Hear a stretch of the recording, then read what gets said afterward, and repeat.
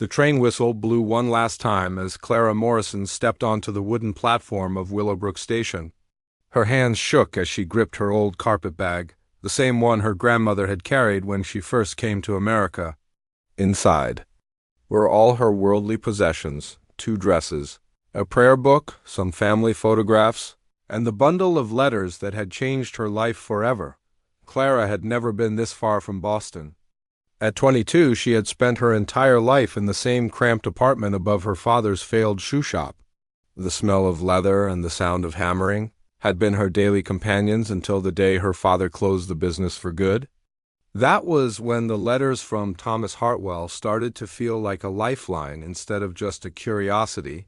The Colorado Territory seemed like another world from her tiny window in the city.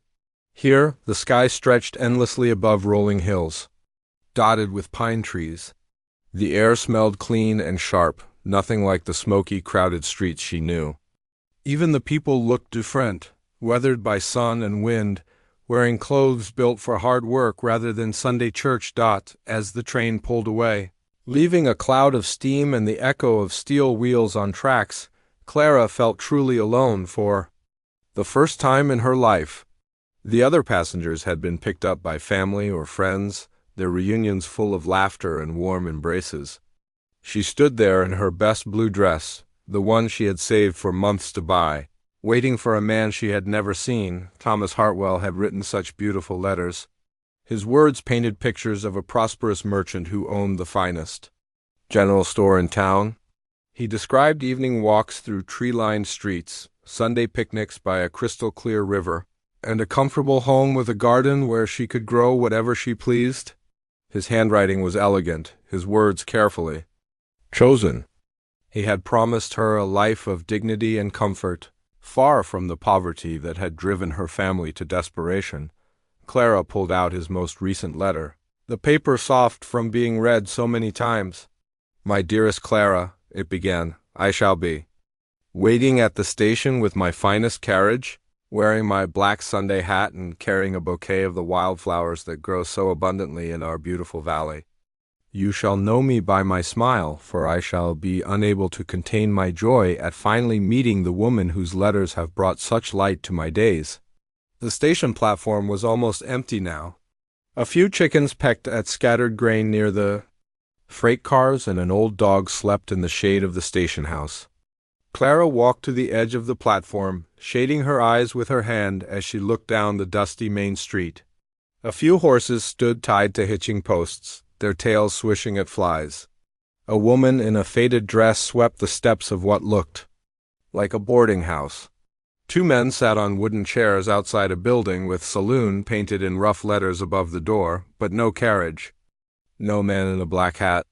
No wildflowers. Clara told herself that Thomas must have been delayed. Perhaps a customer had needed urgent help at his store. Maybe his carriage had broken down. She had traveled for 3 days to get here. Surely he wouldn't forget such an important occasion. She found a wooden crate near the station house and sat down carefully, arranging her skirts to keep them clean. The station master, a man with gray hair and kind eyes, emerged from the small building.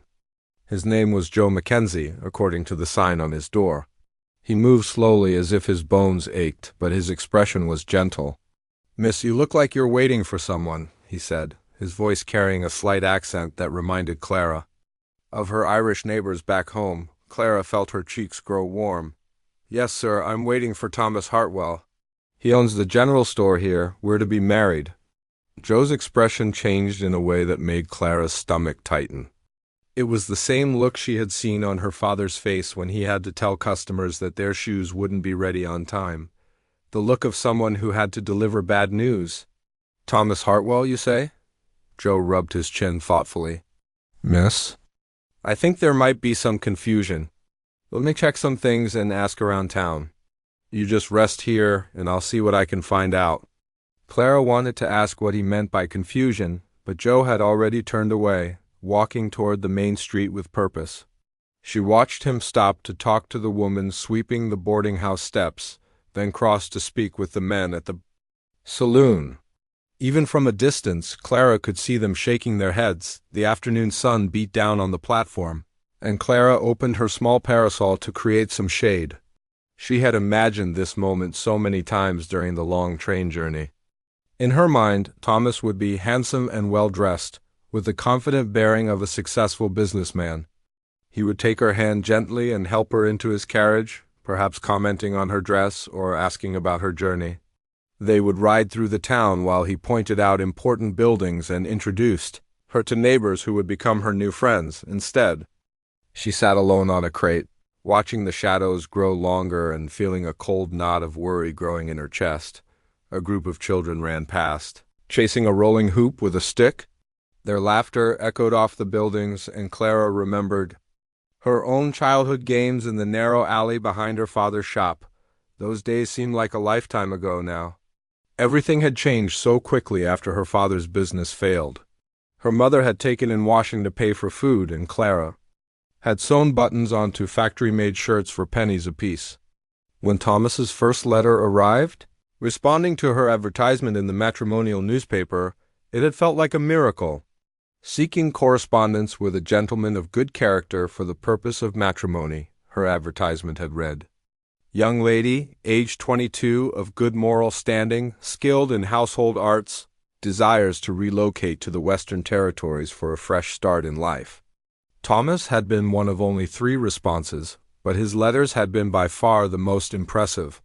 The other 2 men had written simple, practical notes about their farms and their need for wives to help with chores. Thomas had written about poetry and music, about the beauty of the mountains and his dreams of building something lasting in this new country. He had seemed educated, thoughtful, and genuinely interested in her thoughts and feelings. Now, sitting on the crate as the sun began to sink toward the horizon, Clara wondered if she had been a fool to believe in beautiful words written by a stranger. Her mother had warned her about putting too much faith in letters. "People can write anything," she had said. "It's what they do that matters." Joe Mackenzie returned just as Clara was beginning to wonder if she should try to buy a ticket back to Boston. His face was grave, and he walked slowly, as if his feet were heavy with bad news. "Miss," he said gently, "I've talked to several people in town about Thomas Hartwell. I'm afraid I have some difficult news to share with you." Clara's heart began to race, but she kept her voice steady. "What kind of news, Mr. Mackenzie?" "Thomas left town about 3 weeks ago. He owed money to several people, gambling debts. Mostly, he packed up in the middle of the night and took the morning train east. No one knows where he went, and he didn't leave any messages or forwarding address." The words hit Clara like a physical blow. She felt the blood drain from her face, and for a moment the world seemed to tilt sideways. All her dreams, all her careful planning, all the money she had spent on the train ticket and the new dress, gone in an instant. "But his letters," she whispered. "He wrote to me just 2 weeks ago. He said he was preparing our home, that he had everything ready for my arrival." Joe's expression grew even more sympathetic. "I'm sorry, miss." "I truly am." Thomas was known for his smooth talking and his grand promises. "Looks like he was writing letters right up until he left town." Clara closed her eyes and tried to breathe. Normally, she was stranded in a strange place with no money for a return ticket and nowhere to go. The reality of her situation began to sink in, and she felt panic rising in her throat. "What am I supposed to do now?" she asked, her voice barely above a whisper. "Well," Joe said, sitting down on another crate beside her, "that depends on what kind of person you are. Are you the type who gives up when things get hard? Or are you the type who finds another way forward?" Clara looked at him, surprised by the question. "I don't know. I've never been tested like this before." Joe smiled. "For the first time since their conversation began." "Then I guess you're about to find out?" The sun was getting lower in the sky, painting everything in shades of orange and pink. Clara sat on that wooden crate, feeling like the world had shifted beneath her feet. Joe Mackenzie had gone back into the station house, giving her time to think. But thinking was the last thing she wanted to do right now. She opened her small purse and counted her money for the 3rd time. $2.37. That was all she had left after paying for her train ticket and meals during the journey. It wasn't nearly enough to buy a ticket back to Boston, even if she wanted to return to the cramped apartment and the smell of her father's failed dreams. A woman appeared at the boarding house across the street, shaking out a tablecloth. She was about 40 years old, with graying hair pinned up neatly and a practical dress that had seen better days. When she noticed Clara sitting alone on the platform, she paused in her work. After a moment, she hung the tablecloth on a line and walked over. "You're the young lady who came in on the afternoon train," the woman said. It wasn't a question. In a town this small, everyone noticed strangers. "I'm Betty Chung. I run the boarding house over there." Clara looked up, surprised by the woman's direct approach. "I'm Clara Morrison. I was supposed to meet someone here." Betty's expression softened. "Joe Mackenzie told me about your situation. That Thomas Hartwell was a smooth talker, but he was always trouble. I'm sorry you got caught up in his mess." "I don't understand how this happened," Clara said, her voice shaking despite her efforts to stay calm. His letters were so detailed, so convincing. He wrote about his store, about the house he was preparing for me. How could it all be lies? Betty sat down on the edge of the platform, her practical shoes touching the ground. Some people are good at telling others what they want to hear. Thomas had a gift for that. He convinced the bank to lend him money, convinced suppliers to give him credit, convinced half the single ladies in 3 counties that he was a catch. But in the end, he was just running from one debt to another. Clara felt tears threatening, but she blinked them back. Crying wouldn't solve anything, and she had already shown enough weakness for one day. What kind of man does that to someone? "I used my savings to come here. I gave up my job, my room, everything." "A scared man," Betty said simply. "A man who painted himself into a corner and couldn't find his way out except to run."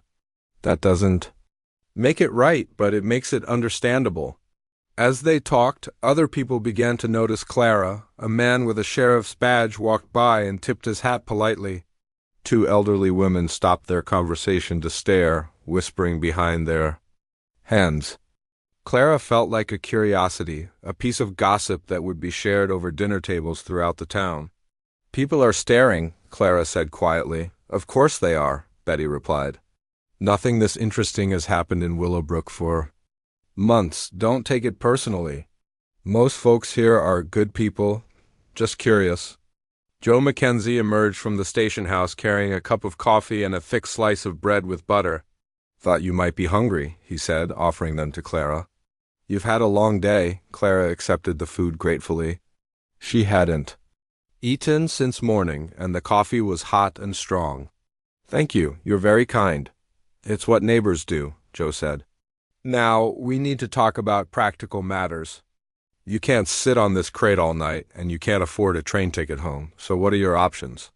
Clara had been trying not to think about exactly that question. "I don't know. I've never been in a situation like this before." "What skills do you have?" Betty asked. "What kind of work can you do?" "I can sew very well. I worked as a seamstress in Boston, making alterations and repairs. I can cook basic meals, and I know how to keep house. I can read and write, and I'm good with numbers." Betty and Joe exchanged a look. "Those are useful skills in a place like this," Betty said. "People always need clothes mended, and there aren't many women in town who can do fine sewing work." "But I don't have anywhere to stay," Clara said.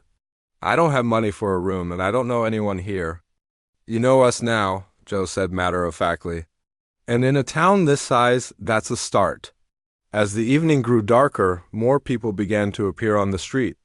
Men finished their work and headed home for dinner.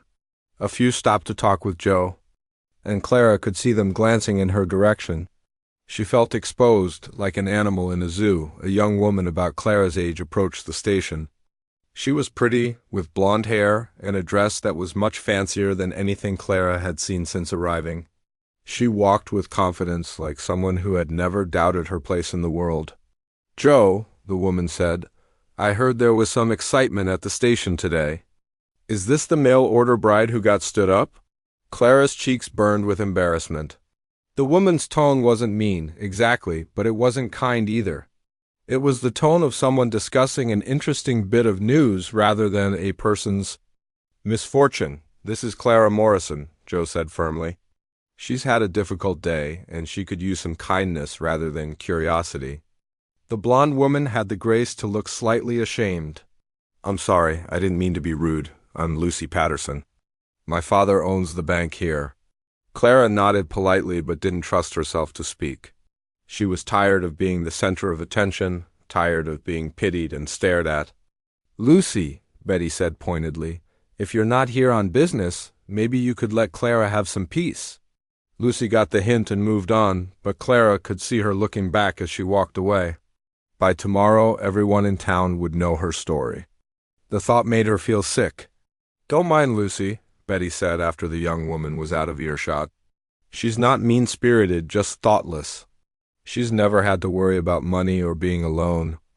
"I feel like such a fool," Clara said quietly. "Everyone knows I was abandoned. Everyone knows I was desperate enough to marry a stranger." Joe sat down on another crate, his old bones creaking. "You know what I see when I look at you? I see a young woman who was brave enough to leave everything she knew to build a better life. That takes courage. The fact that one man turned out to be a liar doesn't change that." "It feels like it changes everything," Clara said. "Only if you let it," Betty added. "You can sit here feeling sorry for yourself, or you can figure out what comes next. The choice is yours." As full darkness fell, lanterns began to appear in windows around the town. Clara could see families gathering around dinner tables, their warm yellow light spilling out into the street. She had never felt more alone or more out of place. "I can't afford a room at your boarding house," she said to Betty. "I barely have enough money for food." "Who said anything about paying?" Betty replied. "I've got a small room in the attic that's not being used. It's not fancy, but it's clean and private. You can stay there while you figure out what to do next." "I can't accept charity," Clara said, her pride fighting with her desperation. "It's not charity," Betty said firmly. "It's an investment. You said you can sew, and I always need help with mending and alterations. You can work off your room and board." Clara felt tears coming again, but this time they were tears of gratitude rather than despair. "You don't even know me. Why would you help a stranger?" "Because I was a stranger here once too," Betty said. "My husband and I came west 15 years ago with nothing but hope and determination. People helped us when we needed it. Now it's my turn to help someone else." Joe stood up slowly, his joints protesting. "That's settled then. Clara, you'll stay with Betty tonight. Tomorrow we'll see about finding you some work and getting you settled properly." As they gathered Clara's few belongings, she looked back at the wooden crate where she had spent the afternoon. It seemed like a lifetime ago that she had stepped off the train, full of hope and expectation. Now she was beginning a completely different kind of life than the one she had planned, but maybe, she thought as she followed Betty toward the boarding house, that wasn't necessarily a bad thing.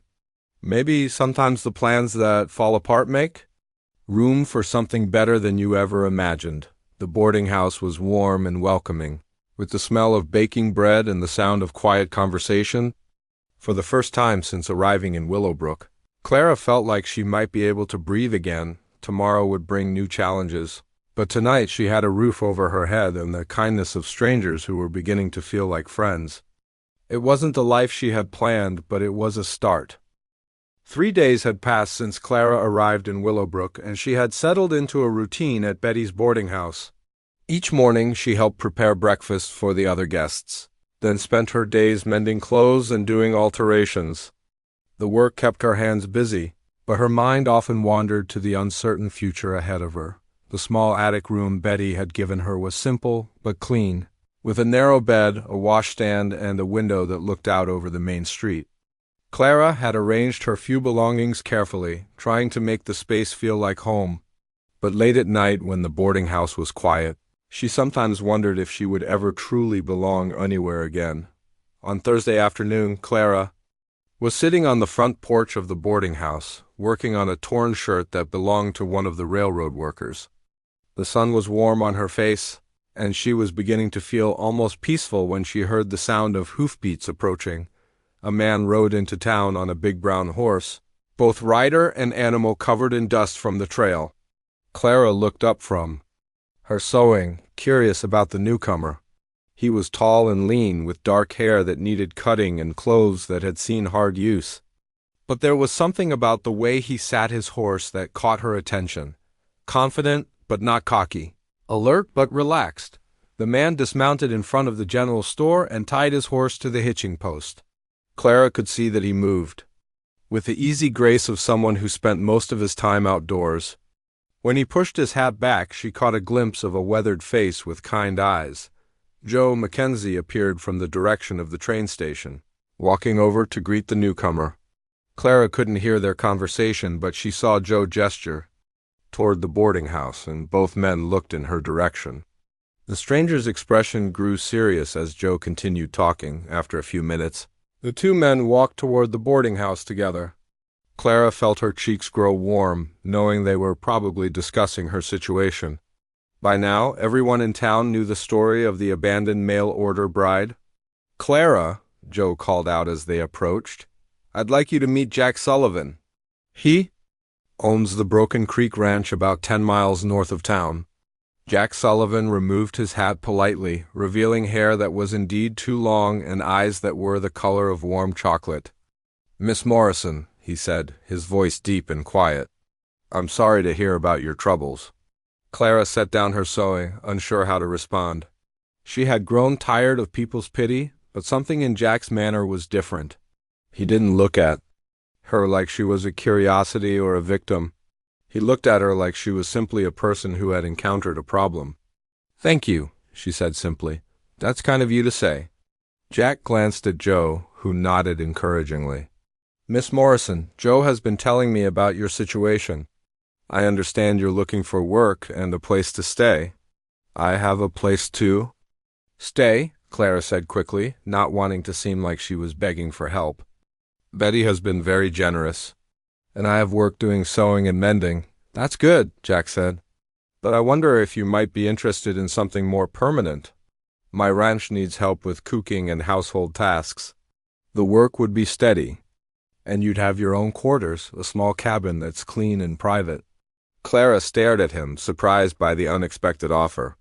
"I don't know anything about ranch work, Mr. Sullivan. I've lived in the city my whole life." "The cooking and housekeeping wouldn't be much different from what you're already doing," Jack said. "And I'd teach you anything else you needed to know. I have 3 men working for me, and we've been making do with our own poor attempts at meals and laundry. We could use someone who knows how to run a proper household. Why would you help me?" Clara asked, the question coming out more bluntly than she intended. "You don't even know me." Jack was quiet for a moment, looking out at the street where his horse waited patiently. "A few years ago, I lost my wife to fever. The whole town helped me through that time, bringing food, helping with chores, just being there when I needed them. I learned that sometimes people need a hand up, and sometimes you're the one who can offer it." Clara felt something shift inside her chest. This man wasn't offering charity or pity. He was offering honest work and a chance to build something real. "What would be expected of me?" she asked. 3 meals a day for 4 men, Jack said. "Keeping the main house clean and doing laundry. Maybe some mending, though nothing as fine as what you're doing there." He nodded toward the shirt in her lap. "You'd have Sundays off, and you'd be free to come to town whenever you needed to." "And the pay?" Clara asked, feeling bold. $20 a month, plus room and board," Jack said without hesitation. "That's fair wages for the work involved." Clara's heart skipped. $20 a month was more than she had ever earned in Boston. It would mean true independence, the ability to save money and plan for her future. "I'd need to think about it," she said carefully. "Of course," Jack said. "Take all the time you need. I'll be in town until tomorrow morning, staying at the hotel. If you decide you're interested, come find me. If not, I understand completely." After Jack left to conduct his business in town, Clara sat on the porch, her sewing forgotten in her lap. Betty appeared with 2 cups of coffee, settling into the chair beside her. "Well," Betty said, "that's an interesting development." "What?" Do you know about Jack Sullivan? Clara asked. He's a good man, Betty said without hesitation. Lost his wife, Anna, about 2 years ago. She was a sweet girl, and her death hit him hard. He's been running that ranch mostly alone since then, except for his hired men.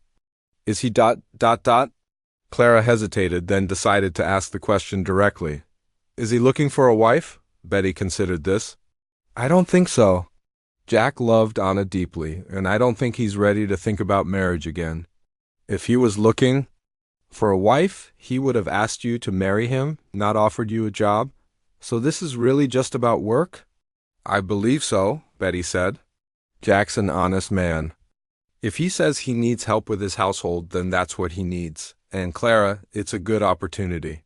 Ranch work is hard, but it's honest, and Jack would treat you fairly. That evening, Clara lay in her narrow bed, staring at the ceiling, and thinking about Jack Sullivan's offer. She had come to Willowbrook expecting to become a wife, to have her future planned out for her. Instead, she was being offered the chance to earn her own way, to build her own life. The next morning, she found Jack loading supplies into a wagon outside the general store. He looked up as she approached, his expression neutral but hopeful. Mr. Sullivan, she said, I've thought about your offer, and I'd like to accept if the position is still available. Jack's face broke into the first real smile Clara had seen from him. It's still available. When can you start? Today, if that suits you. It suits me fine, Jack said. Let me help. You get your things. As Clara packed her few belongings, Betty hugged her tightly. You're doing the right thing, she said. And remember, you always have a place here if you need it. Joe Mackenzie appeared to say goodbye, shaking Clara's hand. Formally, you've got courage, Miss Morrison. That'll serve you well out at the ranch. As Jack helped her into the wagon, Clara looked back at the train station where she had spent that first terrible afternoon. It seemed like a lifetime ago now, though it had been less than a week. She was leaving town not as the abandoned bride, who had sat on a wooden crate, but as a woman with a job and a future of her own making. The ride to the ranch took them through beautiful country, rolling hills covered with grass and wildflowers, stands of pine trees, and a clear stream that sparkled in the afternoon sunlight. Jack pointed out landmarks and told her about the land, his voice growing more animated as they traveled. That's Broken Creek, he said, indicating the stream. It runs year-round, which is why this land is so good for cattle. My father homesteaded here 20 years ago, and I've been working to build it up ever since. Clara could hear the pride in his voice, and she found herself looking forward to seeing the place that meant so much to him. When the ranch buildings finally came into view, she felt a flutter of anticipation mixed with nervousness. The main house was larger than she had expected, built of logs with a wide front porch. There was a barn, a corral with horses, and several smaller buildings scattered around the property. It looked like a place where people worked hard and took pride in what they built. Welcome to Broken Creek Ranch, Jack said as he helped her. Down from the wagon. I hope you'll be happy here. Looking around at the peaceful scene, Clara felt something she hadn't experienced since leaving Boston, a sense of possibility. This wasn't the life she had planned, but maybe it was exactly the life she was meant to have. Clara's first morning at Broken Creek Ranch began before sunrise. She woke to the sound of roosters crowing and boots walking across the wooden porch outside her small cabin. Jack had given her the guest cabin, which was bigger than her room at the boarding house and had its own fireplace. It felt strange to have so much space to herself. She dressed quickly in her practical work dress and walked to the main house. The kitchen was large but clearly hadn't seen a woman's touch in a long time. Dishes were stacked haphazardly on shelves. The stove needed a good cleaning, and everything was covered in a thin layer of dust. Jack was already up, standing by the window with a cup of coffee in his hands. When he heard her come in, he turned and smiled. Morning, Clara. I hope the cabin was comfortable. It was perfect, thank you, she said, looking around the kitchen. Where do you keep the supplies for breakfast? Jack showed her around the kitchen, pointing out where everything was stored. The pantry was well stocked but disorganized. Clara could see bacon, eggs, flour, and all the basics she needed, but nothing was in its proper place. And the men usually eat around 6, Jack said. They're not picky about what they get as long as there's plenty of it. Clara rolled up her sleeves and got to work. She started a fire in the stove, then began making biscuits from scratch. The familiar rhythm of cooking helped calm her nerves. By the time the ranch hands appeared for breakfast, she had hot biscuits, scrambled eggs, bacon, and fresh coffee ready. The three men who worked for Jack were polite but curious. Pete was an older man with gray hair who had worked ranches all his life. Danny was young, maybe 20, with freckles and an easy smile. Roberto spoke English with a slight accent and seemed to be the most skilled with the horses. "Ma'am," Pete said, tipping his hat as he sat down, "this is the best breakfast we've had in months." Clara felt a flush of pride as the men ate her cooking with obvious appreciation. They were careful with their manners, clearly trying to make a good impression. After they finished eating and headed out to start their work, Jack lingered in. "The kitchen, that was excellent," he said. "I can tell the men were impressed." "It's just basic cooking," Clara said, though she was pleased by the compliment. "Nothing fancy." "Maybe not fancy, but it's good food made with care," Jack said. "There's a difference." Over the next few weeks, Clara settled into the rhythm of ranch life. She discovered that feeding 4 hungry men was very different from the light meals she had prepared for herself in Boston. Everything had to be hearty and filling. She learned to make large batches of stew, to bake multiple loaves of bread at once, and to always have coffee ready. The work was harder than she had expected, but it was also satisfying in a way her city job had never been. When she finished cleaning the kitchen, it stayed clean. When she mended clothes, she could see the difference her work made. Everything she did had a clear purpose. Jack was patient with her questions and mistakes. When she burned her first batch of biscuits, he just smiled and said, "Even Anna burned things when she was learning to cook on that old stove. It takes practice." Clara was curious about Anna but didn't want to pry. Jack mentioned his late wife occasionally, always with warmth but without the crushing sadness she might have expected. It seemed like he had made peace with his loss, though. Clara could see the loneliness in his eyes sometimes. One evening, about a month after Clara's arrival, trouble came to the ranch. She was washing dishes after dinner when she heard shouting from outside. Through the kitchen window, she could see Jack and the men gathered around the corral. Their voices tensed. Clara dried her hands and stepped onto the porch. In the fading light, she could see that several horses were missing from the corral and the gate was hanging open. "Rustlers," she heard Pete say angrily. "They took 6 head of cattle and 4 horses." Jack's face was grim as he studied the tracks leading away from the ranch. "They're getting bolder."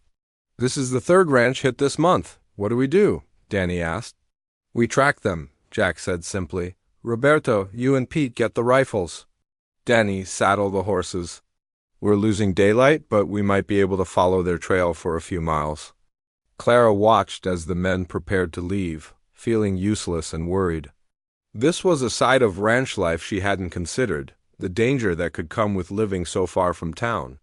"Jack," she called out as he was checking his rifle. He looked up, his expression softening when he saw her concerned face. "Yes?" "Be careful," she said simply. Something passed between them in that moment, a connection that was deeper than employer and employee. Jack nodded slowly. "I will. Keep the doors locked while we're gone."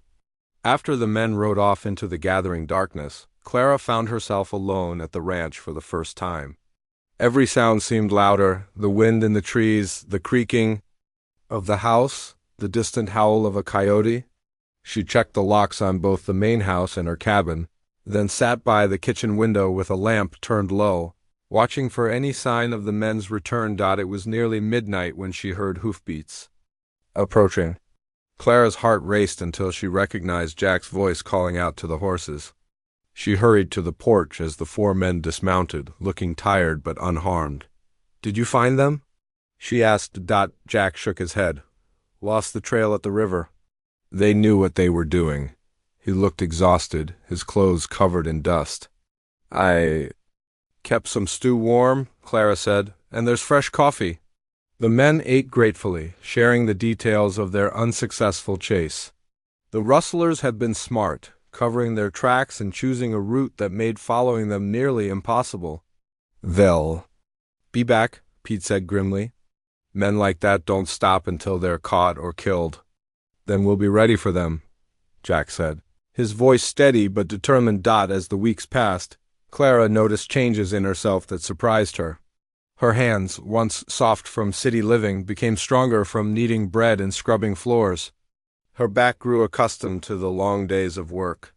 She learned to read the weather signs that Jack pointed out, to tell when a storm was coming by the way the horses acted. More importantly, she began to feel like she belonged somewhere. The men treated her with respect and appreciation. Jack relied on her judgment about household matters and often asked her opinion about other things too. She was becoming part of something larger than herself. One afternoon, Jack found her in the garden behind the house, weeding the vegetable patch that had been Anna's pride. Clara had been working to restore it, planting beans and squash and herbs for cooking. "Anna would have liked this," Jack said, looking at the neat rows of plants. "Tell me about her," Clara said, sitting back on her heels. "If you don't mind talking." "About her." Jack was quiet for a long moment, then sat down on the porch steps. "She was small like you, but fierce when she needed to be. She could outshoot most men and wasn't afraid of anything. But she was also gentle. She could calm a frightened horse just by talking to it." "You must miss her terribly," Clara said softly. "I do," Jack admitted.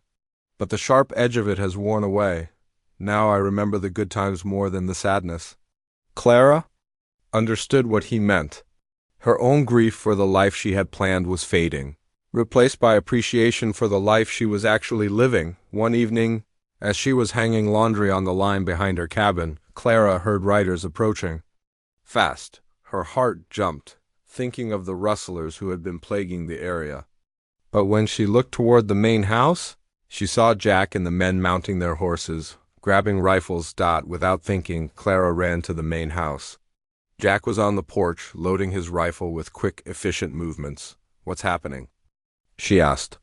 "Roberto spotted riders coming from the north pasture," Jack said.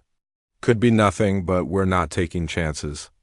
Clara felt fear grip her stomach, but she also felt something else, a fierce protectiveness for this place that had become her home. "What can I do?" Jack looked at her seriously. "Can you shoot?" "I've never tried," Clara admitted. "Then stay inside and keep the doors locked," Jack said. But as he turned to leave, Clara grabbed his arm. "Wait," she said. "Give me a rifle. Show me how to use it." Jack stared at her for a moment, then nodded. He handed her a rifle and quickly showed her how to hold it, how to aim, how to pull the trigger. "Only use it if you have to," he said. "And Clara, if anything happens to us, take one of the horses and ride to town as fast as you can." As the men rode toward the approaching danger, Clara stood on the porch with the rifle in her hands, her heart pounding but her resolve firm. This was her home now, and she would defend it. The rustlers never made it to the house that night. Jack and his men intercepted them at the river, and after a brief shootout, the thieves fled empty-handed. But something had changed in Clara during those tense hours of waiting.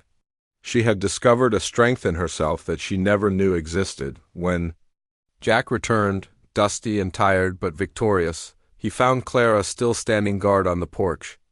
"It's over," he said simply. Clara lowered the rifle, her hands shaking slightly now that the danger had passed. "I was ready," she said. Jack looked at her with something new in his eyes. Respect, admiration, and something deeper that neither of them was quite ready to name yet. "I know you were," he said softly. "Anna would have done the same thing." It was the highest compliment he could have given her, and Clara felt tears prick her eyes. 6 months had passed since Clara arrived at Broken Creek Ranch, and autumn was painting the mountains in brilliant shades of gold and red. She stood on the porch of the main house, watching Jack work with a young colt in the corral. Her hands were busy shelling beans for dinner, but her eyes kept drifting to the man who had given her a new life. Jack had grown more relaxed around her as the months passed. She often caught him smiling at something she said, or noticed how his eyes lit up when she laughed. But he was still careful to maintain proper distance, always polite and respectful. Clara understood why he was her employer, and she was a woman alone in the world. Any impropriety could ruin her reputation, but sometimes, when they were working together in the kitchen or sitting on the porch after dinner, Clara felt something electric in the air between them. A warmth that had nothing to do with the fireplace, and everything to do with the way Jack looked at her when he thought she wasn't watching that morning. Pete had ridden to town for supplies and returned with a letter addressed to Clara, her.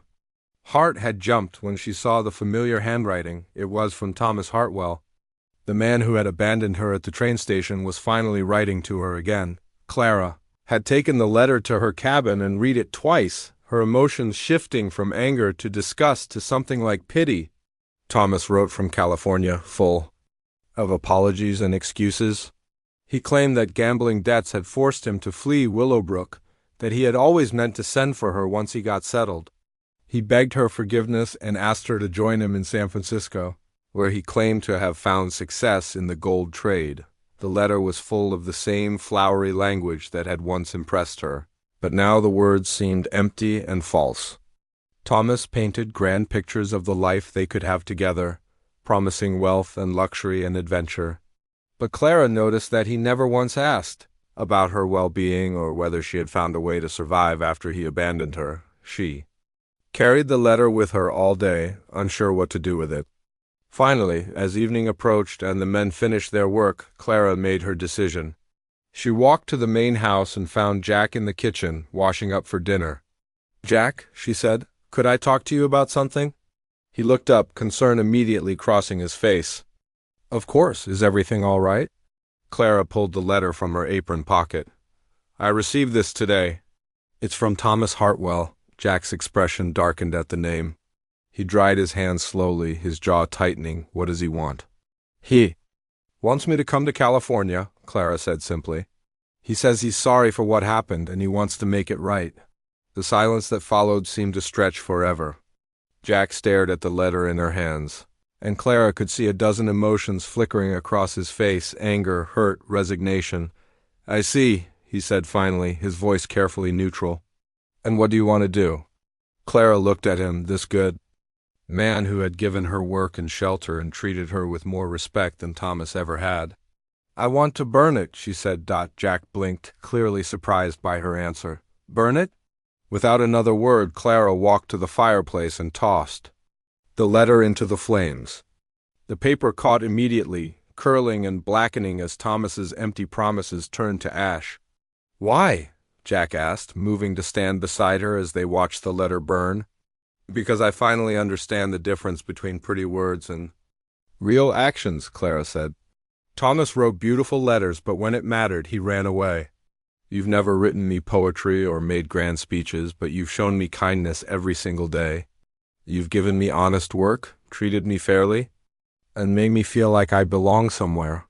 Jack was quiet for a long moment, staring into the fire. When he finally spoke, his voice was soft. "Clara, I need to tell you something." She turned to face him, her heart beginning to race.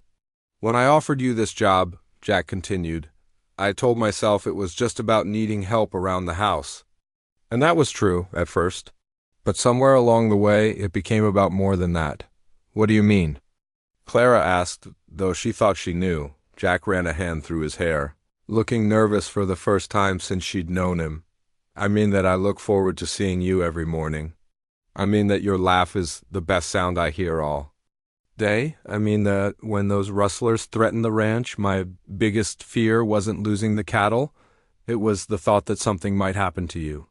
Clara felt her breath catch in her throat. Jack ... "I know this complicates things," he said quickly.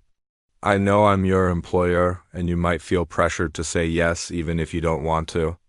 But Clara, I'm hoping you might consider staying here not as my housekeeper, but as my wife." The words hung in the air between them, filled with hope and vulnerability. Clara looked at this man who had rescued her without making her feel like she needed rescuing, who had given her independence while showing her what partnership could look like. "Are you sure?" she asked. "I'm not the woman you plan to marry. I'm not Anna." Jack stepped closer to her, close enough that she could see the gold flecks in his brown eyes. You're right, you're not Anna, and I'm not the same man I was when I was married to her. But Clara, what I feel for you isn't about replacing something I lost. It's about finding something new, something I never expected. What if people say I trapped you? Clara asked. What if they think I manipulated you into proposing? Jack smiled, the first real smile she'd seen from him all day. Let them talk. Anyone who knows us will see the truth, and anyone who doesn't know us doesn't matter. Clara reached up and touched his face, feeling the rough stubble under her palm. I love you too, she said simply. I think I have for months, but I was afraid to admit it, even to myself. Jack pulled her into his arms then, holding her close. Is that a yes? He asked, his voice muffled against her hair. That's a yes, Clara said, laughing and crying at the same time. They were married 3 weeks later in the same church where Clara had first attended services as the mysterious stranger from back east. Betty Chun stood as her matron of honor, beaming with pride. Joe Mackenzie walked her down the aisle, since she had no family in Willowbrook. Pete, Danny, and Roberto served as Jack's groomsmen, all of them grinning from ear to ear. Half the town attended the wedding, including Lucy Patterson, who had grown into a genuine friend over the months. Even the sheriff was there, along with the doctor and the preacher's wife. Clara had worried that people would gossip about the quick engagement, but instead she found nothing but warmth and support. As she walked down the aisle toward Jack, Clara thought about the journey that had brought her to this moment. She had come to Willowbrook expecting to marry a stranger and live a life planned by someone else. Instead, she had found work that gave her purpose, friends who felt like family, and a man who loved her for exactly who she was. The ceremony was simple, but beautiful. When Jack slipped the plain gold band onto her finger, Clara felt like she was finally home. Not just in a place, but with a person who truly knew and valued her. Their wedding reception was held in the church hall, with food prepared by the women of the town and music provided by Roberto's guitar and Danny's harmonica. Clara danced with her new husband while the whole community celebrated around them late that evening. As they sat on the porch of their home, because it was truly their home now, Jack took Clara's hand. Any regrets? He asked. Clara thought. About Thomas's letter, now just ash in their fireplace. She thought about the life of luxury he had promised, the adventure and excitement of California. Then she looked around at the ranch they would build together, at the mountains that surrounded them like protective walls, at the man who had chosen to love her not for what she could give him, but for who she already was. None, she said firmly. This is exactly where I'm supposed to be. Years later, when Clara told their children the story of how she and their father met, she would always emphasize the same lesson. Sometimes the best things in life come disguised as disappointments. Sometimes you have to lose the life you planned in order to find the life you were meant to live.